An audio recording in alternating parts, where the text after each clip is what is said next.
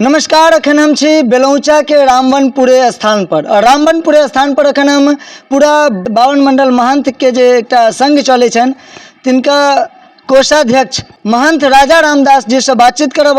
रामवनपुरे स्थान के पूरा महात्म्य अहाँ सबके बतायब। कहल जाय छै सनातन रक्षा तखने हेतै जहन सनातन जगथिन। आखिर किया एना सनातन अपना आप के बिछड़ रहल छथिन तऽ ऊपर विशेष बातचीत करब और ये स्थान के पूरा महात्म्य अहाँ सबके देखायब। ये स्थान आज से पहले पूरा जंगल रहल छल, किया के नाम पड़ल रामवनपुरे, पूरा विशेष चर्चा हेतै। अहाँ सब वीडियो में जुड़ल रहू। जय श्री राम। हम जानते एलहुँ तऽ हमरा पता चलल जे रामवनपुरे एकटा एहन स्थल छथिन जतऽ प्रत्येक 2-3 साल पर भयंकर बहुत बड़ा यज्ञ होइ छै। पता लगल बढ़िया। ई यज्ञ जे छै प्रत्येक 3 साल पर होइ छलै। भगवान के ऐसन कृपा छलै जे ई जंगल छलै, बहुत बड़ा जंगल छलै। जंगल में एक संत एलखिन जिनकर नाम छलन साकेतवासी बाबा तुलसीदास जी महाराज। एहिठाम निर्माण केलखिन जंगल में। एहि महात्मा के काम छलन जे एक नीम के गाछ पर रहै छलखिन और गाम से जे दूध आयल केवल दूध इनकर आहार छलन। कर्मशः के 200 साल पूर्व से यह स्थान बरकरार छै। बीच में आबि के 100 साल से लगभग प्रत्येक साल जग 2 साल 3 साल कहियो 5 साल पर और जनता जनार्दन एहि क्षेत्र के खास करके मधेपुर प्रखंड लखनौर प्रखंड के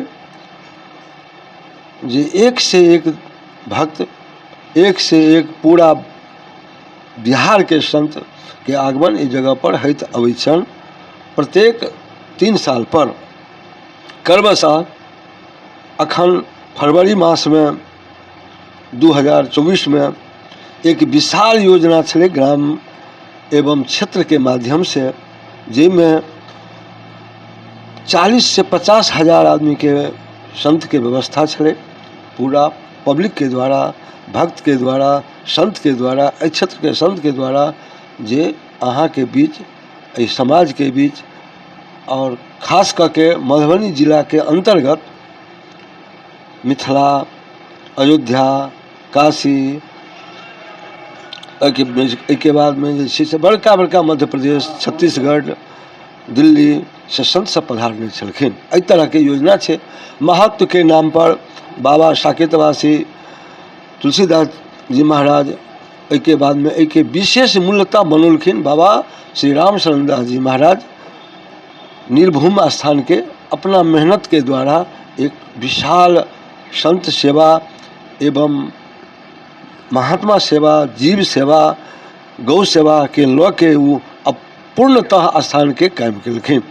अच्छा, अतः जे छै से गौ सेवा सेहो भऽ रहल छै और ई जे अखन जे चलि रहल छै स्थान, ई सामाजिक सहयोग से चलि रहल छै या फिर और किछु? बाबा सबके कृपा छलन जे बाबा सब अपना मेहनत के द्वारा निजीतः जे कुछ बनौलखिन अपना मेहनत के द्वारा, न ओहिमे समाज न सरकार कोई कुछ नहीं, वो अपना बदौलत बनौलखिन। अपना बदौलत बनेलखिन। एहि स्थान के लगभग कतेक अखन पूंजी हेतन, कतेक जमीन लगभग? पूंजी से कोनो मतलब नहीं छै। तो संत के सेवा से पूंजी के नाम पर तो कुछ नहीं छै। बाढ़ि बरसात में डूबल क्षेत्र छै।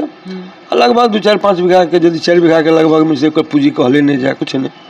अच्छा, वही पूंजी के नाम पर गौन और भगवान के कृपा छन, भक्ति के शक्ति छन। भगवान स्वयं अपने आप से आप काम करै छथिन। भगवान स्वयं करै छथिन। अतुका जे विधायक हेथिन या फिर जे भी कोनो छथिन हुनका सबके कोनो ध्यान नहीं है? नहीं, ओहि पर कोनो किनको नहीं, कोनो न सरकार के न समाज के कोनो नहीं, भगवान के, केवल भगवान की कृपा। भगवान की कृपा छै। अच्छा, आब जे आवे वाला कार्यक्रम सब होय वाला छै तऽ कोन कोन पूजा विशेष रूप से मनायल जाइ छै? विशेष रूप से मनायल जाइ छै गुरु पूर्णिमा अखाढ़ मास में होइ छै। 9 दिन 10 दिन के 11 दिन के कार्यक्रम होइ छै, जिसमें लगभग 5 क्विंटल 6 क्विंटल राशि खर्चा कयल जाइ छै और शिष्य प्रशिष्य जतऽ कतौ कोन अनेक गाम के शिष्य अबै छथिन। गुरु पूर्णिमा अखाढ़ मास के जे पूर्णिमा होइ छै ओकर नाम छै गुरु पूर्णिमा। खास करके एहि के बीच में अनेक कार्यक्रम छै, जेना कि मानि लिअ अगहन मास में एक विशाल भगवान राम विवाह के महोत्सव मनाओल जाइ छै। छोट मोट रामनवमियो मनाओल जाइ छै, कृष्णाष्टमी मनाओल जाइ छै। अनेक कार्यक्रम तो अनेक सब कार्यक्रम मनाओल जाइ छै, लेकिन विशेष रूप से गुरु पूर्णिमा मनाओल जाइ छै। विशेष रूप से गुरु पूर्णिमा मनायल जाइ छै। अच्छा, एहि जगह के नाम रामवनपुरे किया रहल? ऐसे पूर्व में पहले का नाम छे अंधरी स्थान। अंधरी स्थान, हाँ, माने जंगल के कारण पूरा जंगले जंगल छे जी। और घर द्वार तो छे ने अनेक बेर युग में चोर डकैत फलना चिलना इत्यादि और एक पूरा जंगल छे ताहि दुआरे ओकर नाम पूर्णतः छे अंधरी पूरे।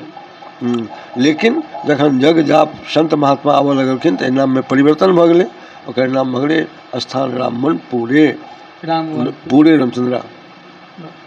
तऽ ई छै रामवनपुरे जे अहाँके बेलौचा में छै और ई बेलौचा से सटल बहुत सुंदर। ई सबसे पहिल बात जे स्थान पर अहाँके गौ सेवा हुए, जे स्थान पर ईश्वर के सेवा हुए, वो स्थान कतौ खाली नहीं रही छै।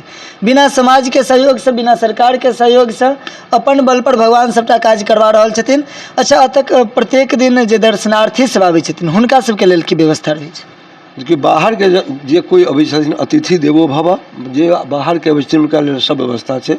भोजन ही चाहे छथिन प्रसाद पाबी और सुबह में तो लगभग में 50 आदमी आरती के समय में रही छथिन।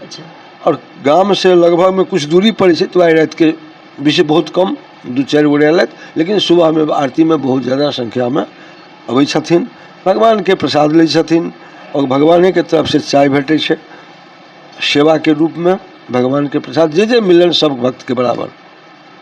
बाबा, अहाँ अपन परिचय नहीं दिलिए, लेकिन हमार नाम छी महंत राजा रामदास जी। एहि स्थान के प्राय ई व्यक्त 52 मंडल पड़े छै, जिसमें कि अनेक जिला पड़े छै, 7 जिला पड़े छै, जकर हम कोषाध्यक्ष छियै। महात्मा के कोषाध्यक्ष 52 मंडल में, जिसमें कि 15,000 महात्मा पायल जाइ छै। वाह। मधुबनी जिला, दरभंगा जिला, समस्तीपुर, ठीक है। एक बाद में 4 जिला पड़े छै, 3 जिला पड़े छै नेपाल जी। तो ओकर जे एकटा हमरा सबके संगठन छै महात्मा के, केवल ओकर नामे छियै व्यक्त 52 मंडल, तकर एकटा संस्थापक के रूप में हम कार्यकर्ता छियै। कार्यकर्ता में विशेष कार्यकर्ता छियै।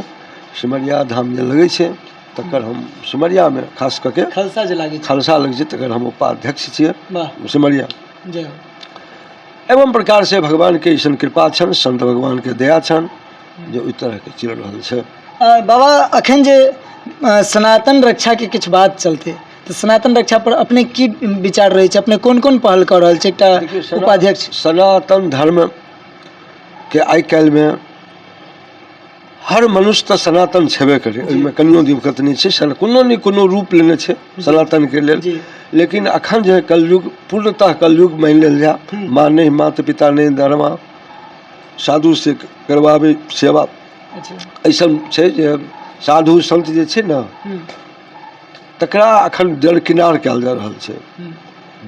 पूर्णतः योगी के नहीं मानल जा रहल छै एहि युग में, ढोंगी के विशेष मानल जा रहल छै। ढोंगी के आइ फूल पत्र इत्यादि, ओझाई गुनी इत्यादि के विशेष मान्यता भ गेल छै। आ एहि तरह में की कहल जाए, एहि युग में ऐसे समय के परिवर्तन छै, समय के काल के अनुकूल चल रहल छै, जिसमें सनातन के बहुत सुनते हेबै या देखते हेबै, अहूँ सब सुनितो छियै जे उ ई कहलक रामायण के, उ ई कह देलक, उ भगवान नहीं अच्छा, अपन अपन सब तर्क कर रहल छथिन। लेकिन सनातन तो न उखड़ले हैं, न उखड़े वाला छै, सदा रहले हैं। जब तक सृष्टि रहते तब तक सनातन रहबेटा करते। जीव सेवा हेबाक चाही, मानव सेवा हेबाक चाही, गौ सेवा हेबाक चाही, और जे कोनो दुर्बल छै, अबल छै, ओकरा सहायता करबाक चाही। वो हमरा सबके सनातन धर्म के अनुकूल ई शिक्षा देल जाइ छै। लेकिन अखन एकरा मान्यता में नहीं छै, लोक मानि नहीं रहल छै एहि कलयुग में। ई सनातन के दुर्भाग्य छन अपना। चलू ठीक है, एहि वीडियो के अंत करब, हिनका से विदा लेब। और जी दादी, तो अपने सबसे आग्रह विनती रह जे निश्चित रूप से सनातन छी तो एक बेर अगर एहि एरिया में आवे छी तो रामवनपुरे भगवान के जो स्थान है न, तो निश्चित रूप से आओ। धन्यवाद। देखते रहो ATM न्यूज, हम छी शक्ति।